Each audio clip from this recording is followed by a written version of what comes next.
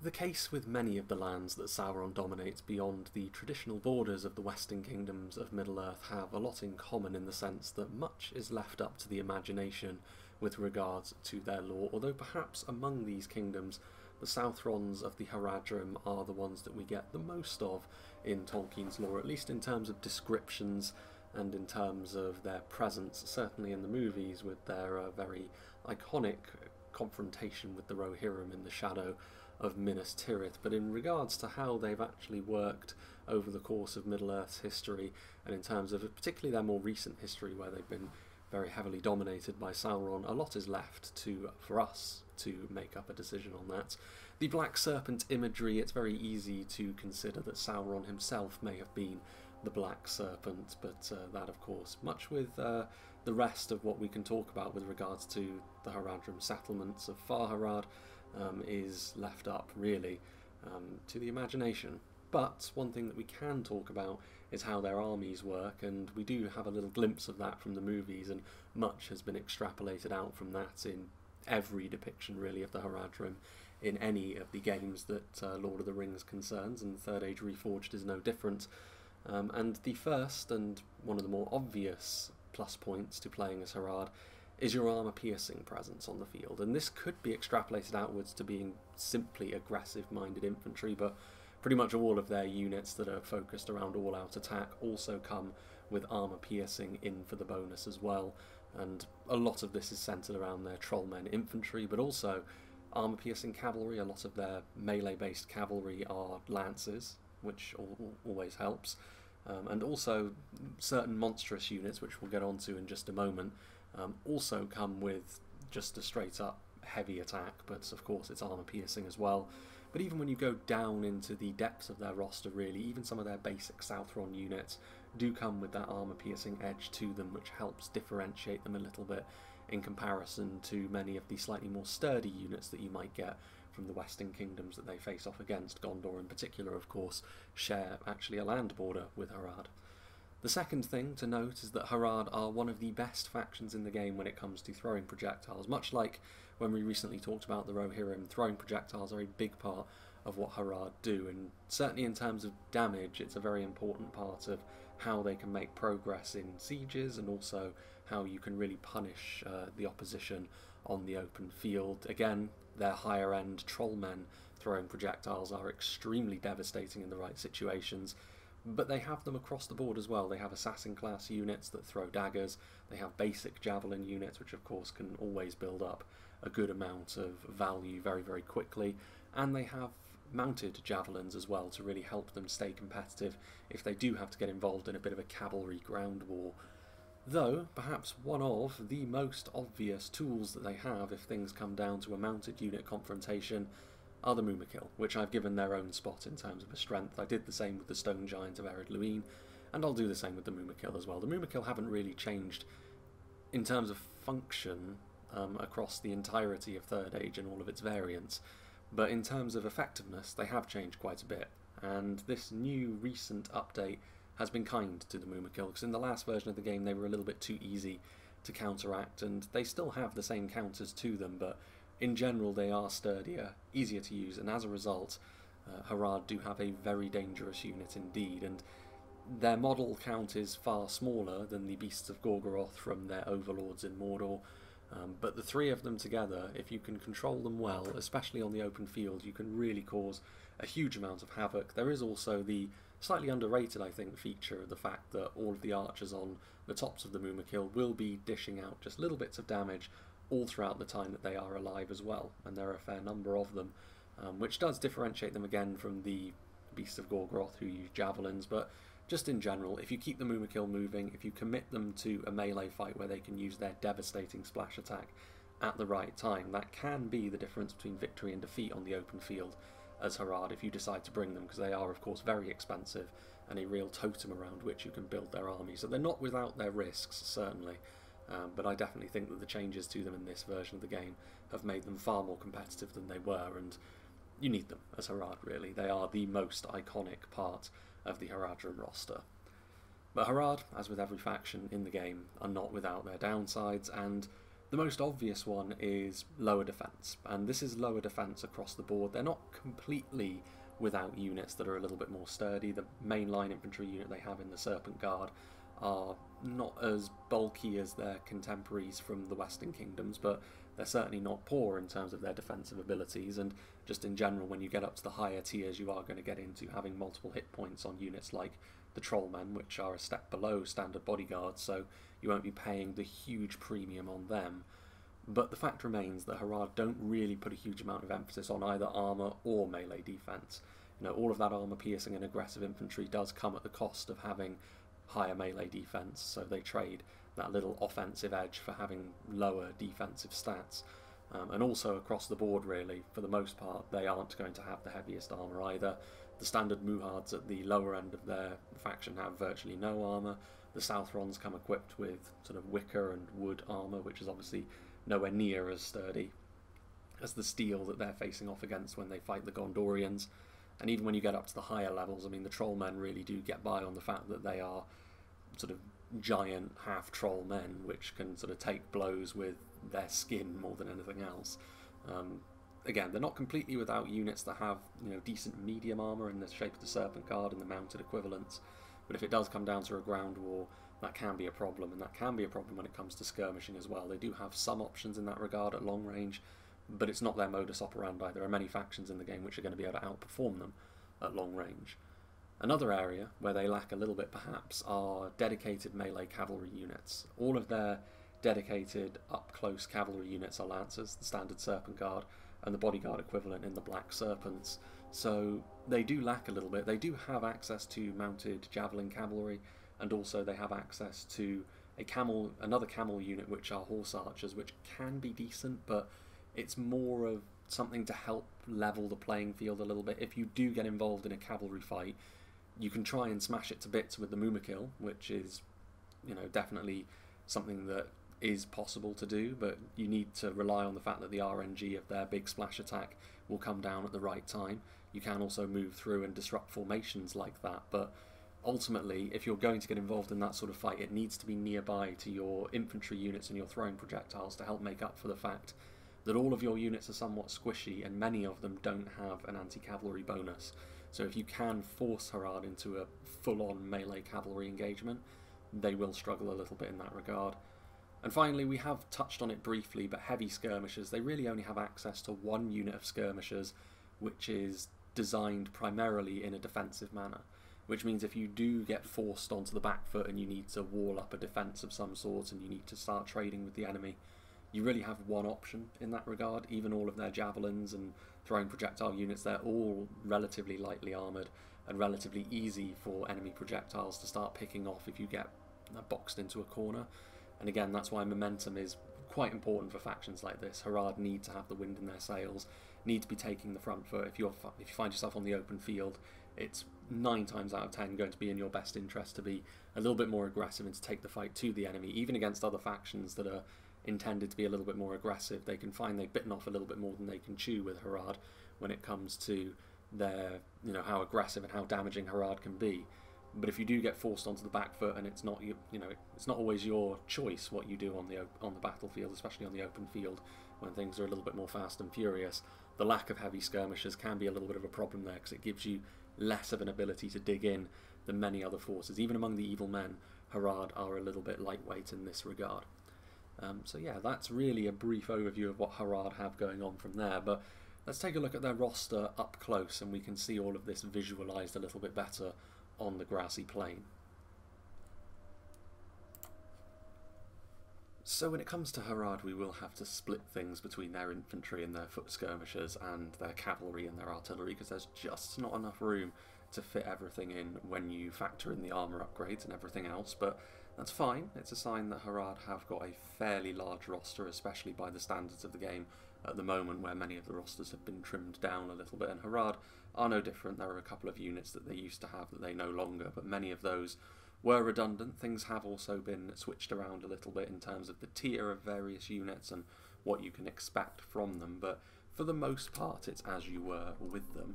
You can also see they have a fair amount of tiers to these as well, at least as far as I would organise them, and we start off with the very entry level, and as is very often the case with these kinds of factions, they have access to what you would tacitly call a fodder class unit.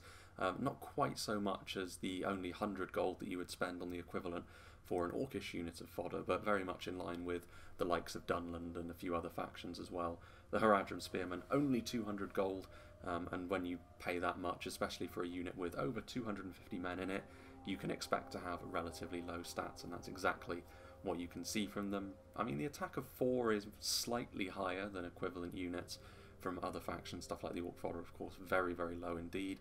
But you have to remember that the Spear Malice does apply to them. In terms of killing infantry units, they will be doing it very much with horde tactics as opposed to any sort of quality that they themselves possess. And in terms of their defensive abilities, again, relatively low. I mean, the armour values of this kind of unit are always going to be low, regardless of the faction, really. But HARAD, as we've already mentioned, don't really place as much stock in heavier armour, so it's certainly not going to be the case with the lowliest of their units. They do come with a shield, but it's a relatively low shield value. A shield value of 3 is the sort of thing that you can expect from wearing the shield on the back of a higher tier unit, but these guys are wielding it in the traditional manner, so it goes to show that having these sort of wicker shields, certainly at the size that they're at, is not going to offer huge protection. But again, if you're taking hits from afar on a unit like this, for the most part, it's going to be good for the Haradrim. You know, the stats of this kind of unit do vary a little bit, but ultimately they're all going to be doing very much the same job.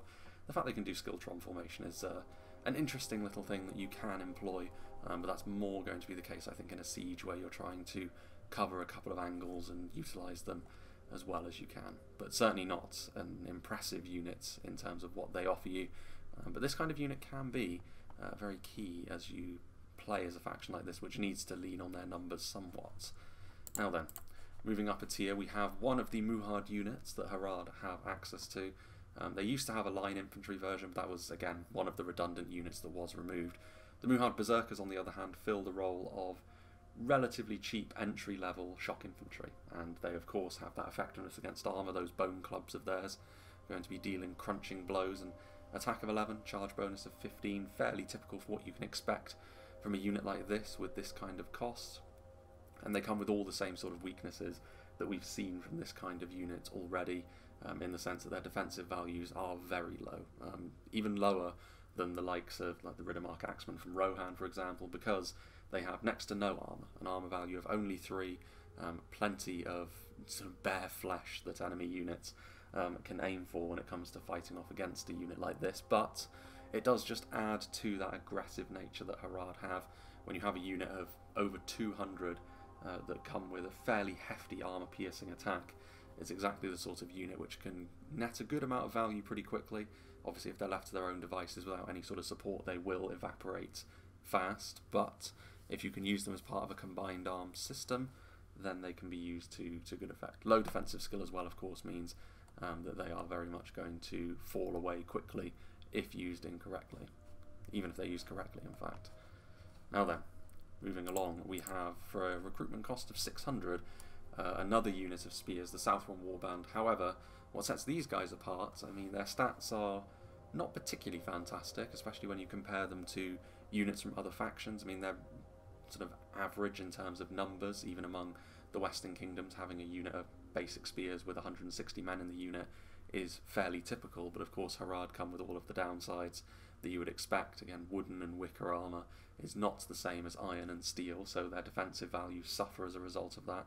Shield value, again, relatively low, and their attack values fairly typical for a spear unit, but as is the case with many of HARAD's units, it is the attack where they bring themselves back into the game, so to speak, because they have an effectiveness against armour. Again, the armour piercing, because their base attack is so low, and they do suffer from the spear malice, the armour piercing is not going to mean that you're immediately going to be slaughtering armoured units with these guys, but it does give them that little bit of sting against basic units, especially from their nearby enemies in Dol Amroth and Gondor, that can allow them to be just that little bit more efficient. Though again, in comparison to sort of more standard spears from other factions, they do lack that defensive stability perhaps, but again, as HARAD, you are going to be relying on your numbers and folding your units together if you're having to defend.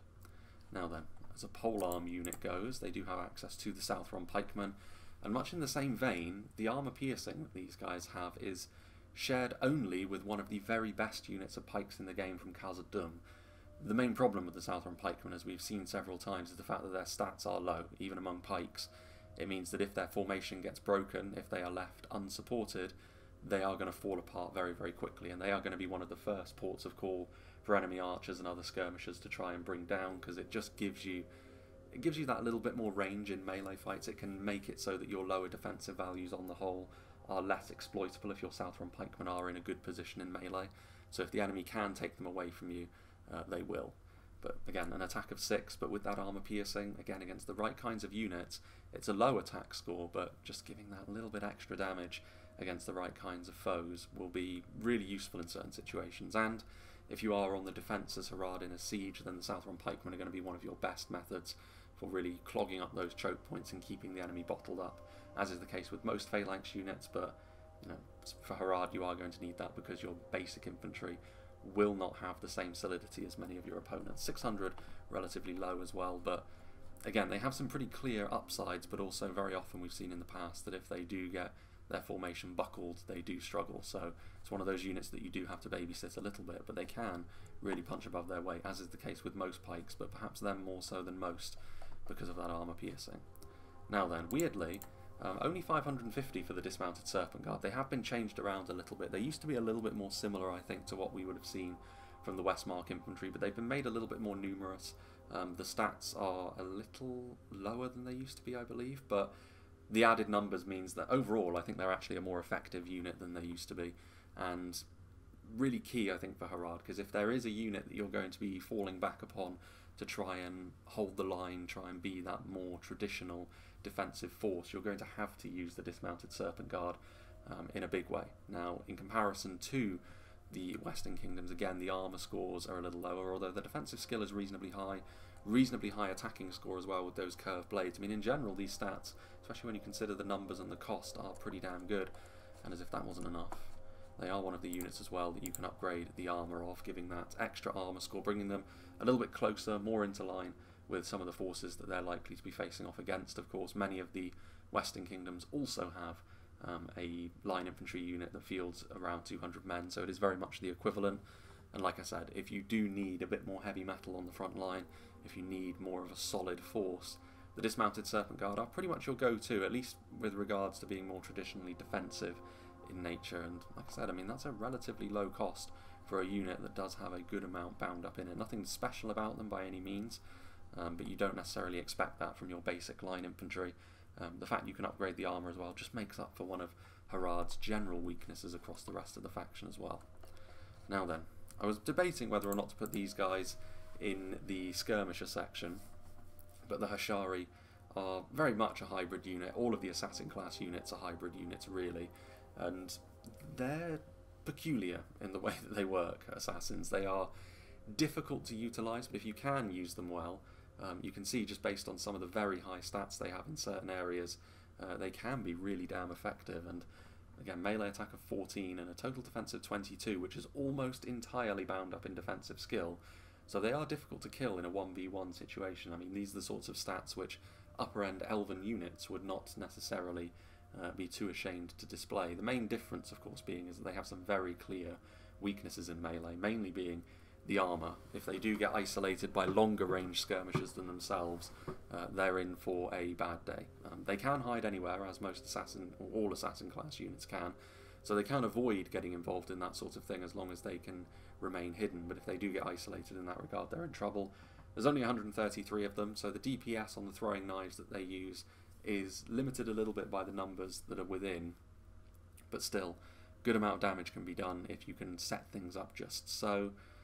The throwing daggers don't have the longest range, and they don't have as forgiving a firing arc as some of the other throwing projectiles, but it just gives you that opportunity to do a lot of damage before you get involved in the melee fight, which the Hashari are also pretty accomplished in. But yeah, you can see based on all of these stats here, all of them pretty good, but the no shield and the very low armour do stand out quite a lot.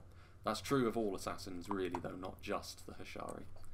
Now then, moving on to the Trollman, which these units are probably the ones that HARAD are most well known for, and that's because, I mean, recruitment cost of 1,000, you couldn't really call the Trollmen a bodyguard tier unit, really.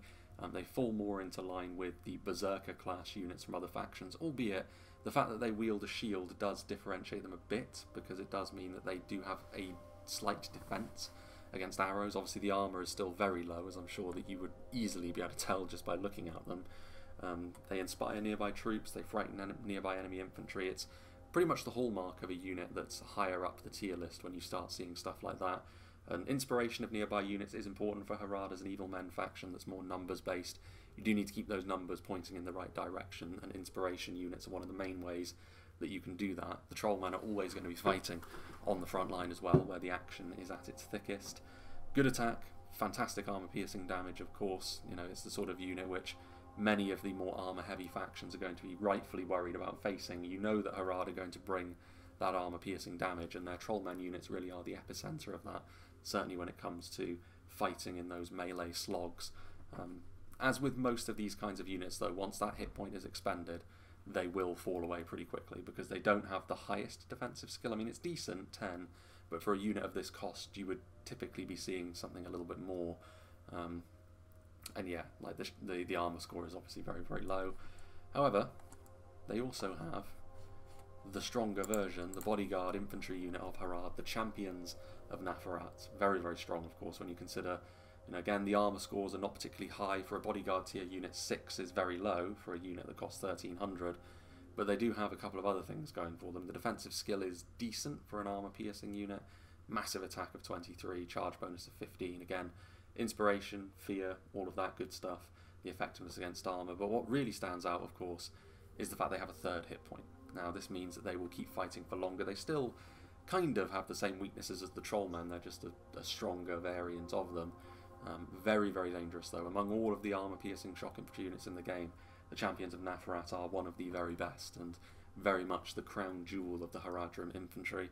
1,300 is a lot, of course, for a unit which ultimately will start to ebb away as the battle goes on, but while they're up and running, few units will deal damage to their enemies as efficiently as the champions of Neferat can, especially if they're up against those heavier units, those heavy armor. Again, real tin opener of a unit, this. Now then, projectiles. We did mention with HARAD that they do lack the heavier projectiles maybe of other factions, but the way that they would typically get involved in a long-range skirmishing fight is through numbers, which is not too alien to many of the evil men factions in the game. Recruitment cost of 400 for the basic Haradrim archers. It's not too much, but again, you're not really going to be winning too many skirmish fights with these guys, as much as there are a lot of them. The very low armor, the low damage, you know, just in general, obviously dreadful melee stats, as you would expect if you're in a battle where you're having to throw your skirmishers in and rely on them to win you the battle, and you've only got Haradrim archers. It's not looking particularly good for you with those stats that you see there. But again, low armor, low damage, it's really numbers here. If you combine them with some of your slightly better archers, then you do have a force which is awkward to skirmish against, which I think is, against certain opponents, the best HARAD can hope for. They're not defenseless at long range by any means, in the way that some other factions are, but it really does depend on who you're fighting against, whether or not going skirmish heavy is going to be a good idea or not. But again, the Haradrim archers do have their part to play. Throwing weapons, we've already seen the Hashari, but a more dedicated throwing projectile unit are the Muhard Beast Hunters, a unit of javelins which have been in the game ever since vanilla. Bonus fighting cavalry, because they are now spears in melee. They used to be mace men, so they used to really double down on the armor piercing damage overall, but now they're a little bit better at defending themselves from marauding cavalry units, especially on a map like this. But again, it's those javelins where they really come good. The missile attack of 7, good armor piercing damage. 550 is a little bit higher than the really cheap javelins that you can see from other factions like the Snaga Skirmishers or the Orc Javelins, but they will still fill the same role, and they'll do it slightly better as well. Missile attack of 7 is decent. I mean, their melee stats are not amazing, but you know, they are designed for defending themselves excuse me, against cavalry a little bit more so, like I said. So basic javelins, but HARAD obviously build and pride themselves on this kind of thing, and it's an important part of being an aggressive faction as well, certainly one built like HARAD is. Slightly stronger unit of archers on an individual basis are the Southrons. Again though, when it comes to skirmishing, they can use sharpened stakes, which is nice. Their missile attack is 2 higher than the unit in front of them, which again is decent. Melee stats are obviously still pretty poor. Their armour is still pretty poor as well. So when it comes to skirmishing with the enemy, they are going to dish out a bit more damage, but they're not really going to be any better at taking it, and there are less of them as well. So I think utilising this kind of unit, they're a little bit more effective when you have the ranged advantage overall. If you don't, if you are intending to get into a bit of a slogging match with the enemy, you might be better off with the more numerous unit in front of them that are a bit cheaper. But I think in a defensive siege you would probably rather go for the Southron archers because of the higher damage. So it's again just a case of making the right choice when it comes along. Now then, moving on up in the world, we have, starting off with, yeah, they're next to one another, but starting off with the Hashari Stalkers, a unit of Rangers. Again, Rangers across the board are pretty similar in most factions. I mean, the stats differ a little bit from unit to unit. However, they're all going to be doing very much the same kind of job. Missile attack of 8 is obviously much higher. They can hide anywhere. Very, very damaging against single units. 800 cost. Again, if you can keep them safe, they can be very, very effective. It's very much the same as the regular Hashari, actually, only they're a little bit easier to use because you can fire from longer ranges. Of course, you've got a wider area of effectiveness. Melee stats are decent as well. Most Rangers will be good at defending themselves in melee, not necessarily chucking out loads and loads of damage, but the defensive skill often helps them, and the Hashari Stalkers are no different in that regard. Now, HARAD do have access to one heavy skirmisher, as I mentioned, the Serpent Archers, who don't have a picture, but they can inspire nearby troops, which is nice. It means that if you are being that little bit more defensive, they're likely to be at the centre of your plans, and that means that units around them are going to be less likely to run. Melee stats are decent as well. Melee attack is high because they pull out that big two-handed Shotel in melee. Defensive stats are good as well. I mean, the armour value of 7 is not amazing, but it's certainly better than the rest of the Haradrim skirmish force. Defensive skill decent. Recruitment cost of 900 is high, but one thing to bear in mind is they do have poison projectiles and a missile attack of 8, which is a potent combination. Good damage, and also you're more likely to break the enemy when you're hitting them with poison arrows. Got to be careful, of course, because friendly fire means that that will also be transferred onto you, which is always a little bit of a risk when you're playing as a faction with lower morale on the scale. But yeah, again, good option if you're going to be a bit more defensive as HARAD, but you need to pick and choose who you're going to use those tactics against, because they can do it against some factions and have success, HARAD, but for the most part, being aggressive is their modus operandi, and if you're up against a faction more comfortable in this regard, you may want to use those 900 gold elsewhere. Speaking of which, when it comes to javelins, I mean, the Demons of the Desert are almost a specialty projectile unit with their heavy javelins, as it were, which cause units to go flying, which pass through several units. Very, very damaging. Among all of the high-tier javelins, we've already seen the Medicel Guard, which are more of a defensive unit of javelins in many ways, you know, more of a hybrid unit, but the Demons, technically a bodyguard tier unit, although you'll very rarely see the general actually in them. The Demons of the Desert need to be a little bit more fluid, and also because of the danger, the Demons of the Desert also are one of the main targets that enemies will go after first, and time again we've seen the Demons of the Desert successfully focused down by the enemy and not really used at all. Because of the damage that they can inflict, everyone knows the danger that the Demons of the Desert represent. Decent in melee as well, albeit for a unit that costs 1100. You would want maybe a little bit more, especially defensively. Like if they do get caught defensively, they are a skirmisher first and foremost, but they can get obviously cut down by arrows, but also in melee against the right kinds of units, upper tier units.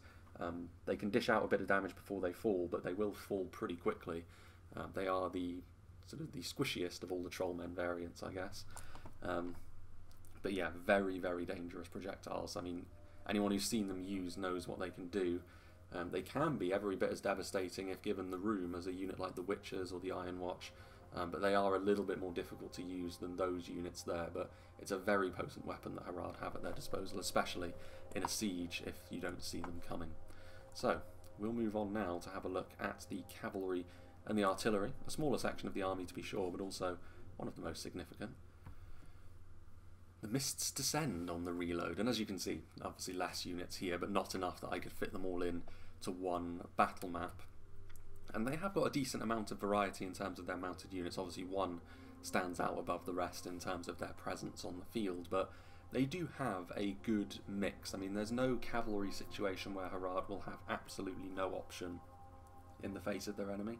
Although much in the same way as their skirmishers, I think they do need to pick and choose who they would go mounted unit heavy against, because there are obviously more well-suited cavalry factions in the game for certain situations, but they do have a good mix. And we'll start off with one of the most simplistic here. Basic lances, as I've already mentioned before, have been made far more effective, far more viable in this version of the game, and the Serpent Guard are the HARAD option here. 750, reasonable cost for this kind of unit, good charge bonus of 15. The HARAD Lance Cavalry as well has always been pretty swift, pretty good at covering ground across the field, and that's exactly what this kind of unit needs to be. And in terms of their melee stats as well, decent defensive skill. The Serpent Guard, as we've already mentioned, their armour is really the best in terms of what HARAD have to offer. The main issue that you would have with this kind of unit is one of the things that Lancers will have to deal with is enemy archers taking pot shots at them. The armour is, again, decent but not unbelievable, so that's not going to be sufficient to really shrug off some of the best skirmishers in the game. And also the Serpent Guard shield value tends to be quite low. That is also true of the foot-based variant as well, which we kind of glossed over a little bit, which can be a little bit of a downside to them also. But that's one of the main issues that you have. I mean, you can definitely use them effectively. The speed is very, very nice, but you do need to be wary of lingering around in the view of enemy skirmishers for a little bit too long, because many other factions' cavalry units will be a little bit better at dealing with the damage in those situations than the HARAD will. However, they also have the bodyguard tier variant, and really it's just a better version all round. 1200 for the Black Serpent bodyguard. They are not knights, which means they do not have an effectiveness against enemy cavalry, so as we mentioned previously, dedicated melee cavalry is one area where HARAD don't have any options really. We'll get on to what they can do against enemy cavalry units on horseback in just a moment, but the Black Serpents will, generally speaking, want to be avoiding that sort of engagement unless they have a significant numbers advantage. They're healthy and the enemy units are not. Again, decent stats in terms of defensive skill and armour. Similar issue with the shield, although enemy skirmishers will take a little bit longer to bring the Black Serpents down because of that second hit point they have. And a charge bonus of 15, so they do lack in comparison to the very best Lance Cavalry units as well, that have a charge bonus of 20. Inspiration of nearby troops is nice, but again, with how fast the HARAD Cavalry needs to be moving around the field, how often they are actually in range for that to be used is questionable. And they don't have frightened nearby enemy infantry either, which of course can be just that little boost that is needed to cause enemy units to flee. Decent at what they do, but certainly not the best in class in comparison to other units. Speaking of best in class though, among the elephant class units, of which there aren't many in the game admittedly, but obviously the Mumakil stand tall above the rest, the iconic sight that they are. Really like the new model for them as well. They've got the little additional like spikes and such that were affixed to them in the movies. Inspiration of nearby troops, I mean, I suppose it is an inspiring sight, and the Mumakil, they do tend to be closer to the action than most, although the Mumakil, once they get engaged, they are a flash-in-the-pan kind of unit. When you commit them to a fight, they will eventually fall over. I mean, 15 hit points may seem ridiculous, but they're such big targets, and they're going to be taking damage pretty much constantly when they're on the field, whether that be little bits of damage from the odd arrow hitting them, or whether they're right in the thick of things and they're taking tons of melee hits and all of that. It's very difficult to sort of quantify a unit like this by looking at the stats. When you see melee attack of 40, total defense of 50 with an armor of 25 and a shield of 25, it's strange, but in much the same way as chariots we mentioned previously, these are the stats that are required to make this kind of unit work, especially with only 3 of them. The key is to keep them moving through the enemy lines if you can. Of course, the arrows will also be doing their bit to do a little bit of damage, but it's disruption, causing chaos among the enemy. They also have a bonus fighting cavalry, which is good. You can smash enemy cavalry as it comes in, but you have to be aware of the fact that if you take a charge with these guys, I mean, that's a lot of charge damage that they're obviously going to be taking because they're so large. It is a strange kind of unit. I think it's very similar to the Stone Giant, which is why I listed them as a strength all in and of themselves, because if you use them well, they can be an absolute nightmare for your opposition. However, if the enemy are ready for them, you know, if they banked up with javelins, if they've got suitable units of anti-cavalry that can swarm them quickly, they can fall away fast. But again, that's up to you as to when you use them and when you don't. Now, really, when it comes to facing off against enemy cavalry units, the first port of call is going to be the Muhard Beastmasters, camel riders and javelins. They can scare horses, which is nice. They don't actually have an effectiveness against cavalry straight up in terms of their melee damage. Scaring horses is an interesting thing, which I mean, it's very hard to quantify that sort of thing when a battle is actually happening, and of course camel riders are unique to HARAD, so they're the only ones that have access to the trait. The melee stats are not amazing either, so it is really the javelins that are mainly going to be the thing that you're going to need to rely upon to do the damage, and then once they've taken that damage, maybe you can then convince them to rout. But 700 mounted javelins, of course, can be used in multifaceted ways as well. Good in a siege because it means that you can prevent sally outs, that sort of thing, and still use the javelins against defensive infantry. But yeah, interesting. And the other camel rider unit is the other mounted skirmisher that they have, and that is, we have the serpent camel archers. So we've seen the serpent archers on foot with their green colour scheme, returning to the more traditional red for the mounted variant. And again, they can scare horses. They don't have necessarily any bonus against cavalry in melee either. Their stats, however, are significantly better in melee, certainly in terms of their spread of defence and attack, so they can at least have that going for them. They're reasonably tanky for a horse archer unit as well. It's one of the instances where HARAD actually maybe are a step ahead of certain factions, maybe not the better units from Rohan and Khand and that sort of thing, but a decently tanky horse archer for not a huge amount of money, 750. If you can utilise them well, they will be useful for you. And finally, the artillery piece that HARAD have, again very vanilla really, but the Haradrim ballista, which is really just a regular ballista manned by the Southron warband, so effectiveness against armour, decent at defending themselves from cavalry, but still nothing too special here. It's a similar thing that we saw with the elves, really, that we've seen so far, where they've got a sort of basic unit of, for the faction in question, basic unit of spears with a ballista, which is a dependable artillery piece. It'll take you a while to get through fortifications, and it lacks that really high-end damage that catapults, trebuchets, mangonels, and that sort of thing can offer.